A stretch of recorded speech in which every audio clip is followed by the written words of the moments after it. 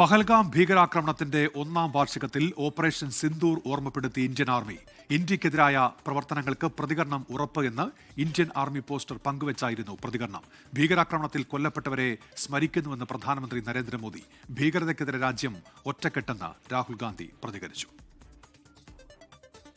പഹൽഗാം ഭീകരാക്രമണത്തിന് പിന്നിലെ 3 കൊടും ഭീകരരെ വധിച്ച ഓപ്പറേഷൻ മഹാദേവ് ദൌത്യത്തിന്റെ വിവരങ്ങൾ പങ്കുവച്ചായിരുന്നു ഇന്ത്യൻ ആർമിയുടെ മുന്നറിയിപ്പ്. ഇന്ത്യക്കെതിരായ പ്രവർത്തനങ്ങൾക്ക് തക്കതായ മറുപടി ഉറപ്പ് എന്ന് ഇന്ത്യൻ ആർമി.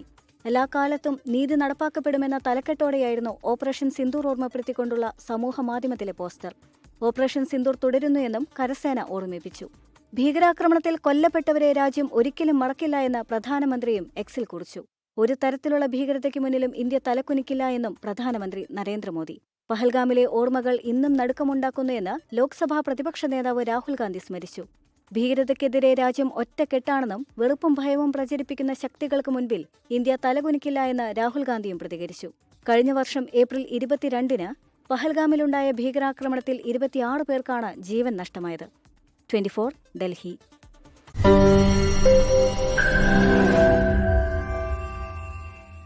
ലോകത്തെവിടെയായാലും ഏത് സമയത്തും 24 വാർത്തകളും ഓഗ്മെന്റഡ് റിയാലിറ്റി പാക്കേജുകളും എക്സ്പ്ലെയിനറുകളും വിശദമായി കാണാൻ ഞങ്ങളുടെ യൂട്യൂബ് ചാനൽ നിങ്ങൾക്ക് സബ്സ്ക്രൈബ് ചെയ്യാം.